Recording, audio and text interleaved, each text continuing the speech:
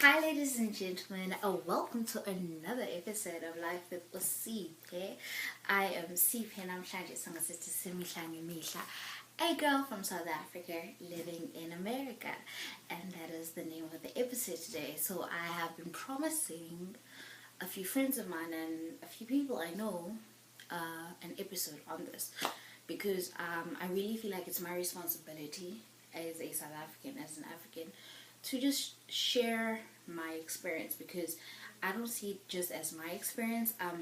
I always say I am my ancestors' wildest dreams. So this journey is not just about me, but it's also to with whatever knowledge that I gain, I may give back and share with the people in my life around me in my spaces. So this episode is dedicated to that.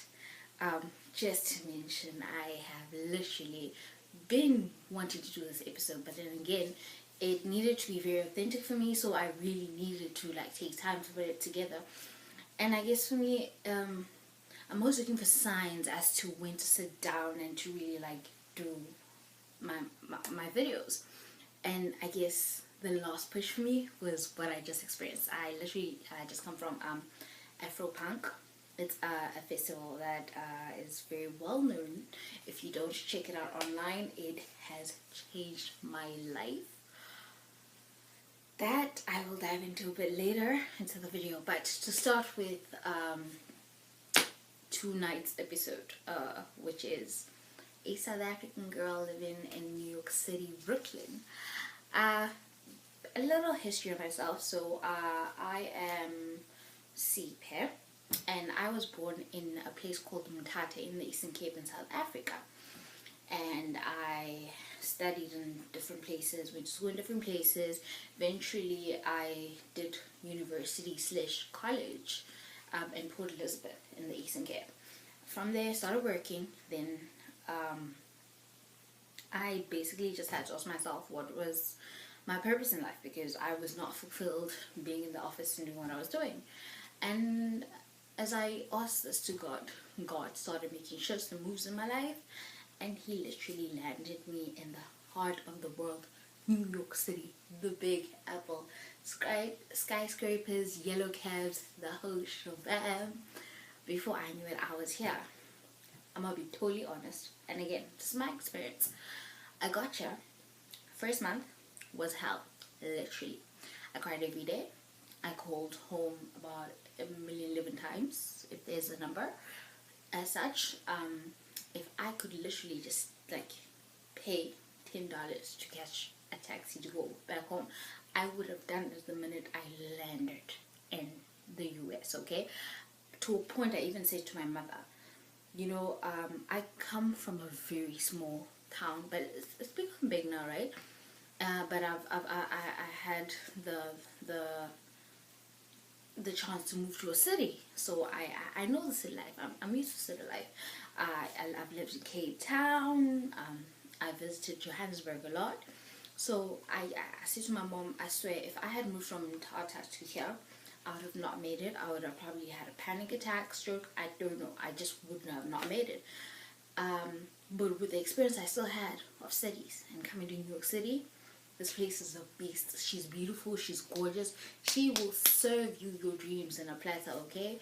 But best she can't be conquered. She conquers you if you're not looking up, though, right? So I got here, and culture shock, to be honest, got me.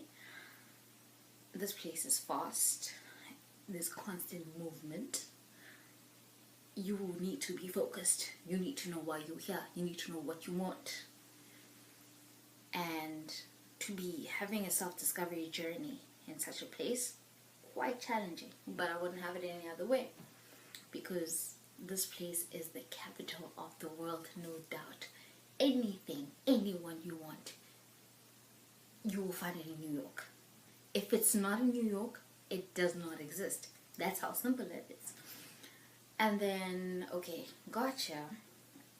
Struggled after that. Okay, so after the culture shock, I had the homesickness, the food, the language, everything.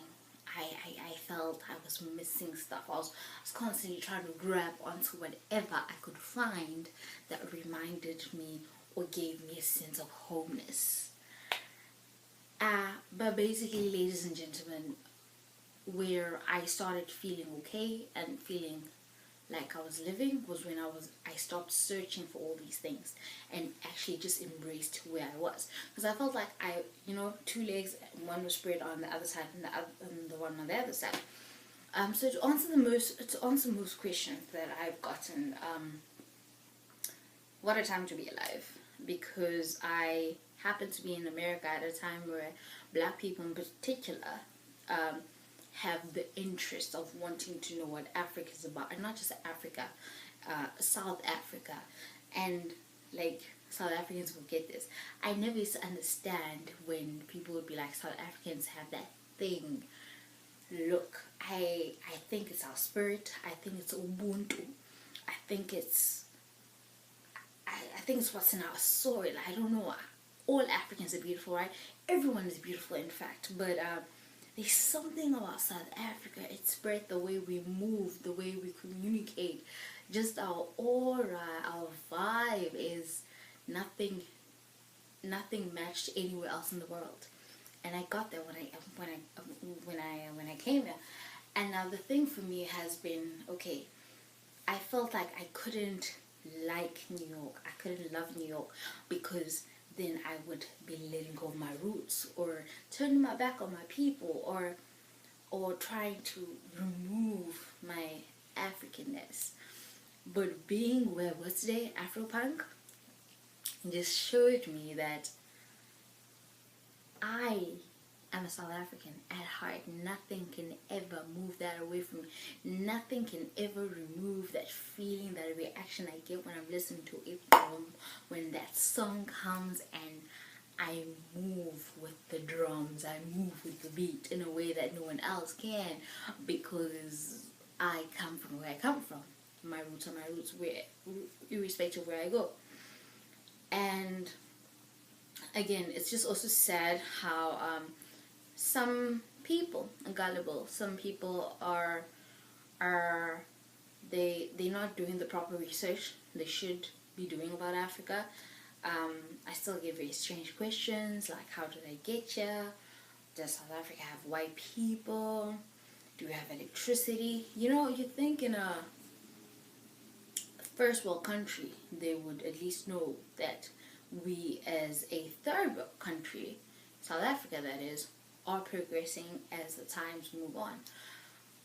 But if anything, Afropunk has just shown me that something that's always been in my head, but I had never seen it, I'd never witnessed it. Such love, such energy of people coming together where everyone was the best self they could be, and no one was more prettier or more flamboyant or more funkier than the next. Everyone was just their element and everyone was beautiful at it.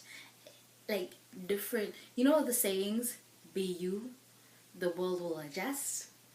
Afropunk is, yeah, totally amazing. Check it out online if you can. But the reason I mentioned this for me is that it just gave me a glimpse of knowing that, you know what, I'm having all these experiences that I'm having in my life right now, that I feel like God is just planting in me. He's feeding me that one day I may go home and I may share all these experiences and I may grow something that, with the South African spirit that we have, becomes a global attraction, if that makes sense. Because I understand, there's something about South Africa. I'm gonna keep on saying that. And it's what's so strange to me is that South Africans, in fact any country, looks towards America and they want to adopt so many Western and modern things, and which is okay, but I feel like that also takes away from our culture, whichever country may be trying to do that, right? It's important to be original. And funny enough, Americans look at other cultures because it's such a diverse place and it's got so many cultures. It doesn't have a culture of its own, that it grabs a bit of everything from every culture, right? So basically what I'm saying is that America is beautiful in its own right, just and South Africa is just as beautiful in its own right. And our differences are what makes us us, are what makes the world go round, are are the reasons that we have words such as diversity. So I am very proud to be a South African living in New York City, and the journey continues. So coming up next, my next episode, so I was sitting down with a friend of mine and she gave me an idea. So what I'm going to start doing from now on, peeps, is I am going to write little topics that I think of on a random, because my inspiration comes at random times, at random days. Write it down and put it in a jar. And then expect to my next episode where I'll put the jar in front of the screen, and I'll literally just pick up a topic and I'll just dive into it. Whether it's love, it's sex, it is race, it is gender. I'm going to talk about it the best way I know how to, and according to my experiences. So hopefully that answers your questions, if you had any about a South African adjusting in New York City.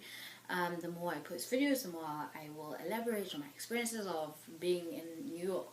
But today for me was just about appreciating my Africanness in this beautiful country that gives so many platforms to just be you. And to leave you with a little side note. To be happy in life, do what you love, and as typical as that may sound, you will never have to work a day in your life. And this is why I live my life according to the saying that I aim to build a life for myself that I don't have to vacate from. So remember, ladies and gentlemen, do that thing that makes you, from me, Usi Pearl, Amago. Have a lovely, blessed week. Love and light to you. And remember, energy is everything. You know, you smile. Catch you next time.